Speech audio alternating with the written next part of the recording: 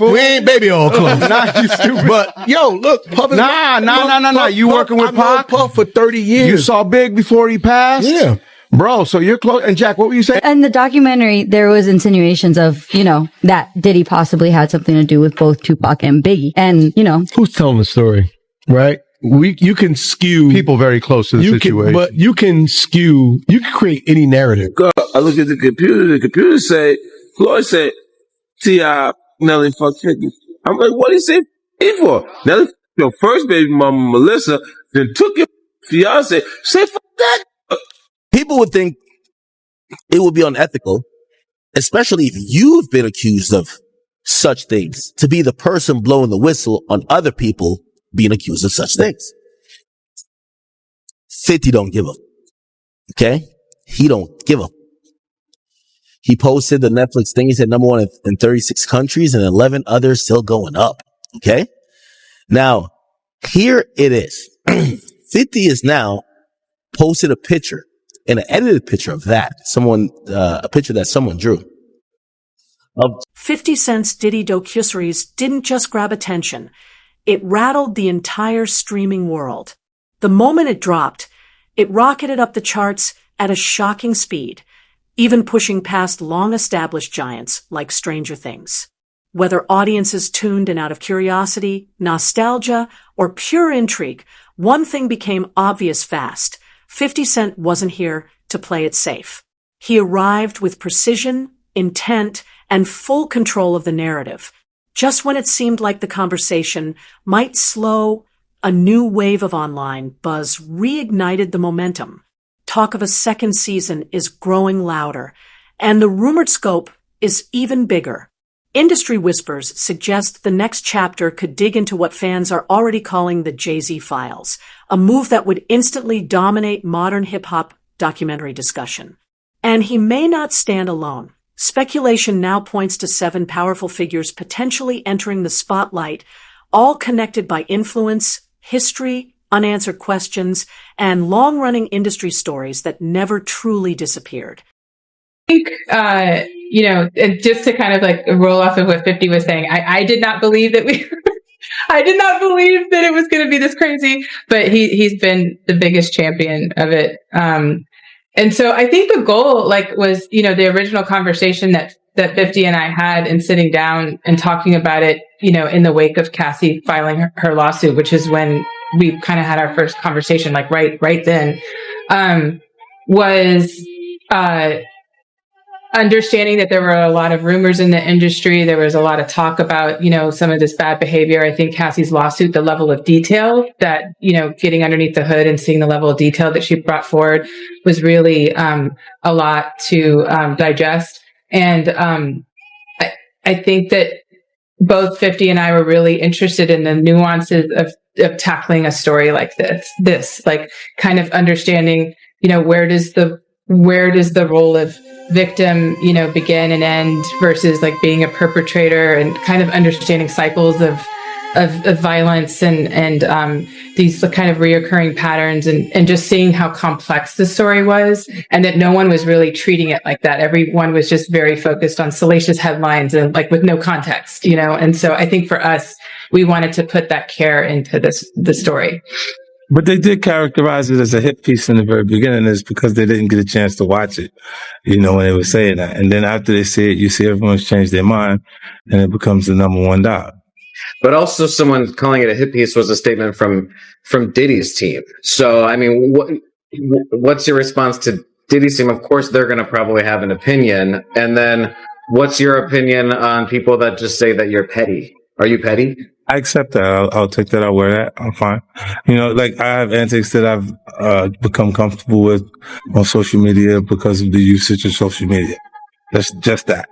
You know what I mean? But when they look at, they'll say, me deciding to go on ABC is petty. The morning show is the biggest show. Yeah. These people, they came from, it's a great opportunity to be on that actual platform. But they looked at it further and said, it's airing in prison. So this would be why I would like to do that. And it didn't come across as a reason not to. of course, I was aware that it would be airing. And for both of you, one of the other questions fans are asking is, there are a lot of great and powerful interviews in this, but where are A-list celebrities? Where are people in his orbit that remain silent? Like they've never really even spoken out against the allegations or anything that's going on. Are people just concerned about their careers? Are they afraid to speak out? Because I remember Harvey Weinstein right away, everyone was like piling on and talking. Yeah. Why is everyone afraid to say anything about Diddy? It's a part of the hip hop culture. Like they think that they are telling something. Or just mind your business type of thing. Like, so if there's no, other than that, you would look, if I wasn't saying the things that you've heard me say, there would be nothing being said at all. So it'd just be, you would assume that the culture is for those behaviors. When early whispers about season 2 of 50 Cent's hard-charging Netflix series began to surface, one unexpected name entered the discussion. Marlon Wayans, the comedian known for Scary Movie and White Chicks. At first, the connection felt out of place, but rising tension between the two quickly made the speculation impossible to dismiss. It began subtly during an interview, where Wayans, asked about the series, chose caution over praise, framing the subject as deeply personal and shaped by long-standing conflict rather than simple storytelling.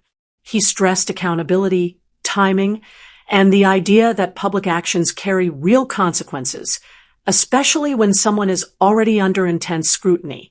Wayans wasn't defending anyone directly. He was questioning motives and warning that documentaries rarely tell the entire story. That perspective, however, struck a nerve with 50 Cent, who responded almost immediately online with sharp humor, amplified visuals, and pointed callbacks to Wayans' past roles, shifting the spotlight back on him. What followed was a rapid-fire digital showdown driven by memes, AI-styled imagery, and relentless posts, transforming a measured critique into a highly public clash that only fueled anticipation around what season 2 could reveal. Time for a social media beef with 50 Cent. What was it like in the family chat? Well, brothers, they were funny. Damon was like, why you pick the biggest brother? He's on gamma rays. Stick to beefing with Soulja Boy, Kevin Hart, people that we can beat. You fight him. Leave guys that got shot 9 times alone. He survived 9. And so I backed out. I just said his name. They asked me about the documentary. I was like, I didn't see it. And then they asked me about it, and I just gave my opinion. I was just like, I don't think brothers need to be quarreling in public like that. And then what I get into? A public quarrel with a brother. And I just think it was bad for the culture. And I kind of backed out. I don't even say that name anymore. If you ask me, hey, you got change of $1? I need a half $1. So you need a half $1. All right. So I'm going to make it abundantly clear. I'm not here defending Diddy. I am here because I got dragged into this because somebody asked me a question and I had an opinion. Nobody's wrong for giving an opinion about any subject. Period. I'm not here defending Diddy. Don't let the narrative fool you or get to you. Once again, somebody's creating narratives. This is my point. So please look at the whole clip that I did and then look what happens with the narrative. And that's what I'm telling you. Y'all people don't be sheep. Use your brain, use your freedom of thought, freedom of speech, and don't ever let nobody bully you. Never. Don't let nobody bully you. You got me? Love. Now back to trolling this troll. What makes this clash so compelling isn't just the star power involved, it's the timing. The friction ignited at the exact moment the documentary conversation was at full volume, turning what could have been a brief remark into days of nonstop online shots and viral meme warfare. Marlon Wayans has held that his position was never about defending anyone or picking sides, but about perspective balance and how narratives are shaped. Still, to 50 Cent and a large segment of the audience, the message landed differently, and the reaction hinted at something much bigger. Wayans is no longer observing from the sidelines. He's now being drawn straight into the story as it continues to unfold. Think about the back and forth between 50 and Marlon Wayans. With him and Marlon Wayans, I don't understand, Marlon got his own opinion, just like everybody got an asshole. He got his own opinion too. You know what I'm saying? And he's going to say whatever he wants to say. But, when you know somebody is going to war or don't like somebody or somebody got a beef with somebody, unless you want to be a part of that beef or take a part of that, why you going to get involved in it? You understand? Keep your opinion to yourself. If you know those two people got a beef and you got a voice out here. Marlon got a voice because he comes from that family that has done a crazy, comedy shows and things for our community as far as being the elites of the comedy world and then of the movie world. And he comes from that family, bro. So, you putting his voice and saying that, 50 is doing something wrong and stuff like that. People can't tell people what to do and how to do with their lives and with their time and everything like that. And if he's going against Puff and he's putting stuff out there, that's his business. That's him and Puff's business. You understand? Like people try to say I'm doing something wrong. That's me and Puff's business. You understand? No, but it's all right for him to send dudes to try to do something to me. It's all right for him to, send people or get them information so I can lose my job. It's all right for them to do what they do. You understand? But when they see somebody like me or doing it back or saying something, I gotta be some broke this, I gotta be some jealous this, I gotta be some hating ass and stuff like that. No, this is war. You understand? I might not have the ammunition he have. I might not have the people that he have. So for Marlon Wayans to go at 50 like that, both of them got money. You know what I'm saying? Both of them got, their own peace of mind. You know what I'm saying? But for Marlon to put out a clip that is an AI generated clip against 50, that's something whole different, bro. That's something whole, and I see that's happening right now. They got a clip of me holding a picture of Diddy and I think it's 50 or somebody in the bed together. You understand? I ain't never had that picture right there. You know what I'm saying? I ain't never seen that. That's a lie. But they're allowing that like that to come on the internet. You know what I'm saying? They're allowing people, to cut and paste and put stuff out there and make people seem like, they are some kind of fanoid, some homosexual ass whatever. And I know you can't say that on a thing, but that's what it is, bro. And I just hate that they are allowed and they can't be sued for doing stuff like that, man. And that's what, if you're going to do anything, you should be able to sue somebody to be doing stuff like that. For him to put 50 in the hot tub with Puff or get that picture when he knows it's an AI generated picture, that was low. That was real low. But he said, so since 50 trolling, I'm a troll. So have that same energy when you see that man. Keep trolling when you see that man. And that's what I got to say about that one. My whole thing about it is, bro, people going around saying, but Diddy's in jail. And him being in jail don't bring back none of the people that died, not only on his watch, on his making. It don't bring back Big. You know what I'm saying? I heard one journalist talk about, Suge Knight is the one who, Big and set Big up and everything like that. So let me ask you something. Suge Knight was working in accordance with Puff to get Big out of California. He was working with Puff to keep Big from going to London. Suge Knight was working with Puff to do that? I don't think so. I heard Puff tell Kirk Burroughs on that Thursday, yo, Big ain't going nowhere. You could go by yourself, but Big ain't going nowhere. You know what? When you look at things and you see things, you know that Facts will change your feeling. Next up in the spotlight is Jay-Z, a name that almost feels inevitable.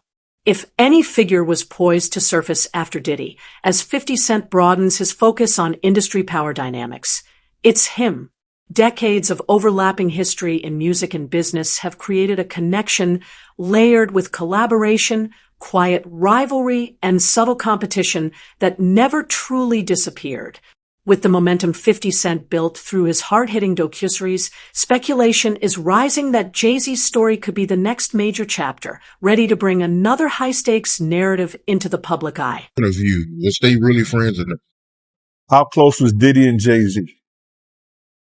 They was close enough that they wasn't playing basketball. They wasn't playing baseball. They wasn't playing football. And they wasn't playing hockey or soccer for Diddy to come on stage, pat him on his ass, and then make the statement to people in the world that can't nobody call me Sean but Jay-Z. Now, I don't know what kind of statement, and I can't say, I wish I could say half a homo, but I know I can't say it. But I don't know what kind of half a homo that is. And you trying to say that you're not close to somebody. You coming on stage, patting them on their ass, and then you making a broad statement to the public. Can't nobody call me Sean but Sean Carter. And I heard Jay-Z said the same thing about him. But they were so close that they had matching white girls together. Because when they used to see each other, they used to say, yo, how your skinny white girl doing? He'd be like, yo, how your skinny white girl doing? So I guess that's a certain type of close. 50 Cent has been deliberately fanning the flames of speculation on Instagram, and every move feels calculated. A recent post featuring Jay-Z instantly blew up, with comment sections flooded by fans repeatedly chanting Jay-Z files, openly forecasting a future season focused on him. Instead of shutting it down, 50 leaned in, liking comment after comment and quietly fueling the rumors. Given Jay-Z's massive influence, decades-long career, and vast business empire, the idea of a documentary exploring his legacy, partnerships, and deep ties to Diddy is enough to keep viewers hooked. His continued silence only magnifies the buzz, and while nothing is officially confirmed, the online momentum has reached a point where many now treat his appearance in the next chapter as almost certain. Now, a lot of people think it's unethical for a rapper to be blowing the whistle on another rapper, given the fact that many rappers do the same things. Now, maybe not Diddy things, but like, you know, I keep telling you, I know many rappers who they do domestically assault their women. They have put their hands on their woman. They have beat their woman before. They have a domestic case. People would think it would be unethical, especially if you've been accused of such things, to be the person blowing the whistle on other people being accused of such things. 50 don't give a okay? He don't give a He posted the Netflix thing. He said number one in 36 countries and 11 others still going up. Okay? Now, here it is. 50 is now posted a picture, an edited picture of that. A picture that someone drew of Jay-Z. And 50 said, please stop sending me stuff like this. I'm not going to post it. But of course, he's being facetious because he posted the picture that he claimed he wouldn't post. Now, that's not the interesting part, y'all. The interesting part is when you look at it, 50 was in the comments here and he was liking posts. You can't see what the author, which will be 50, likes. But 50, and I guess I could post it on, give me a sec. I could post it on our burner page.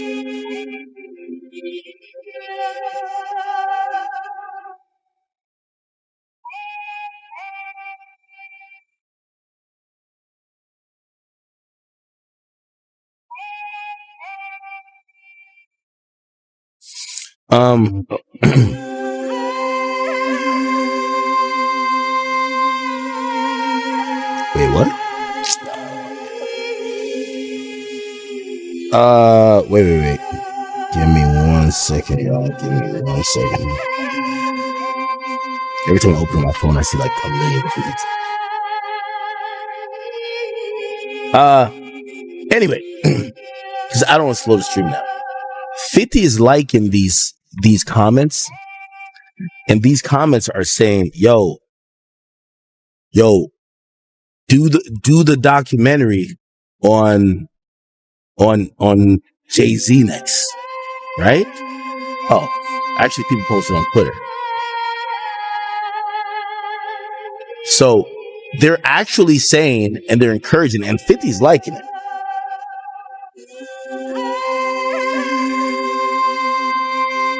Here we go. So 50 Cent liking a comments hinting Jay-Z's next.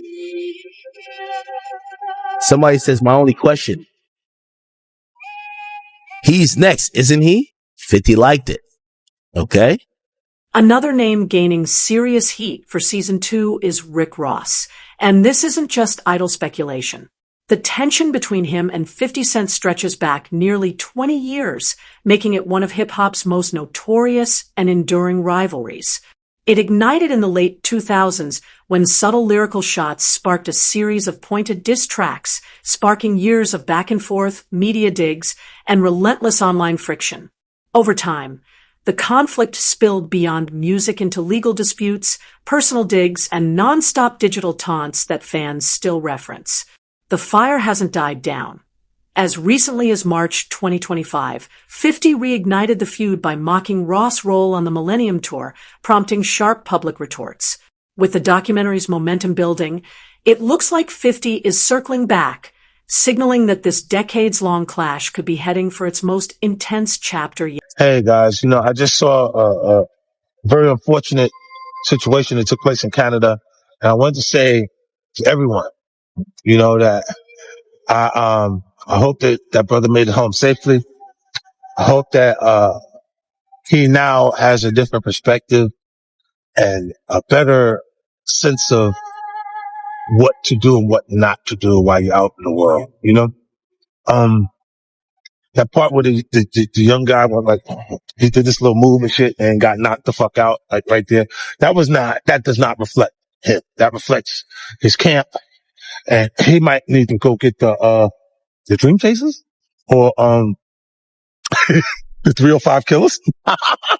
Number 4 on the radar is Janice Combs, a name that rarely makes headlines but could prove pivotal if season 2 dives into the forces that shaped Diddy. As a single mother who raised him largely on her own after his father's early passing, her impact on his early life was undeniable. A former model and teacher's assistant, Janice juggled multiple jobs to provide stability, opportunity, and education, and she has pushed back against what she sees as inaccuracies in the documentary's portrayal of their home. She maintains it was built on sacrifice, discipline, and care, not dysfunction. Yet, conflicting accounts from those who knew the family hint at a household with blurred boundaries and adult challenges, exposing young Diddy to experiences beyond his years. Explored thoughtfully, Janice Combs' story could emerge as one of the series' most complex and consequential angles, offering deep insight into the roots of a legacy that continues to spark debate. Already said that I believe that he was victimized, and I think it happened long before the industry. People really don't want to look closer into his childhood and to what his mama had going on in that house. God knows what he saw and what happened to him in his own mama house. All of those strangers, them up involved, looking around, seeing what was going on. And let's just be clear, it sounds like her house was a house of, professional freak-offs. So who knows what he saw or what could have happened to him while she was busy entertaining people and pouring and getting tips, as she would say, for her after-hour life. Oh yeah. He was. I'm gonna say he was surprised to hear that. School bus. No, was he surprised or was he like, zip it, you talking too much? Because that's what it looked like to me. It looked like you talking a little bit too much. They don't need to know about that. While she was sitting up there, oh, because I was a bus driver and I was this, and I worked at the after hours. And I would pour them drinks and they would give me big tips. She didn't say it just like that. Big tips. You know, in Big tip and spending cheese. in Sean's own words, in Diddy's own words, he had said he had a sigh of relief learning that he was the son of a hustler or a gangster.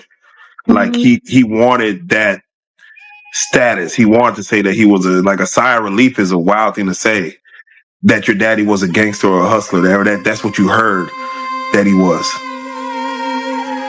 Well, I mean, like Tim said, they had a bunch of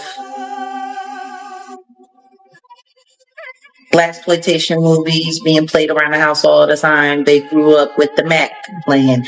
They grew up with Superfly playing. Like, I mean, if that's what you got going on, you got two women in the house and there's no men around, and these are what the little boys are watching. You got basketball players coming over late at night. You got hustlers coming over, PIMPs coming over, women who look like they were modeling for Jet Magazine coming over. Like, it sounds like the nature of the environment. Another name emerging for season 2 is Ray J. And anyone expecting 50 Cent to steer clear of this territory would be mistaken. While Ray J isn't usually counted among industry giants like Jay-Z or Diddy, his presence keeps resurfacing at key moments, and 50 has never shied away from reopening old chapters. Their connection leans less on music and more on controversy, including a notorious backstage clash in Las Vegas with Fabas, which 50 has revisited publicly, blending humor with skepticism and challenging the accepted narrative. Lately, he's kept Ray J in the spotlight by reposting clips from media appearances with pointed commentary, making it clear this isn't accidental. The pattern suggests Ray J isn't mere background noise. He could be a calculated piece in a larger storyline 50 Cent is poised to magnify. Now, as a journalist, you heard me say what I said, and that's kind of what cranked this whole thing up. But then fast forward to the documentary.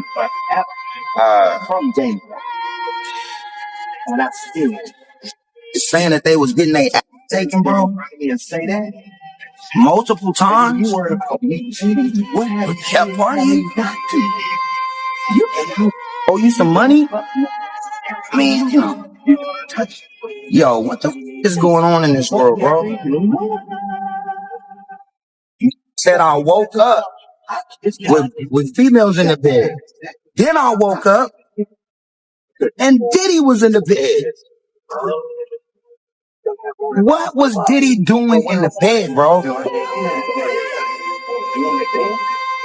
Ooh, man. I went and took a and my coming out. Way more runnier. I'm feeling sore around the rear end area. I know what happened. I've been taken, and now I'm still here partying, acting like nothing ever. Another figure drawing attention for season 2 is Stevie J.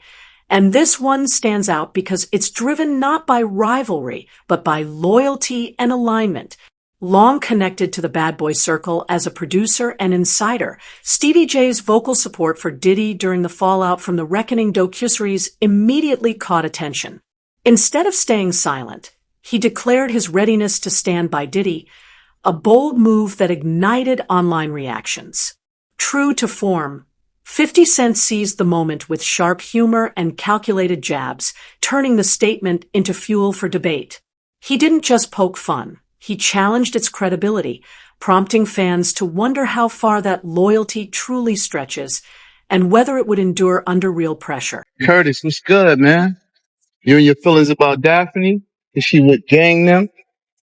Or is it that you sucking little Rod dick? However it go, I want you to fade. all that. Since it's entertainment, let me beat the shit out of you on TV or something. Don't duck that. I'm calling you out. What you want to do, Curtis? Curtis! I'm stepping this out. If I ain't with it. That's all you gotta do. That's all I gotta do. Think somebody want to fight me? My shit's up. My shit's up.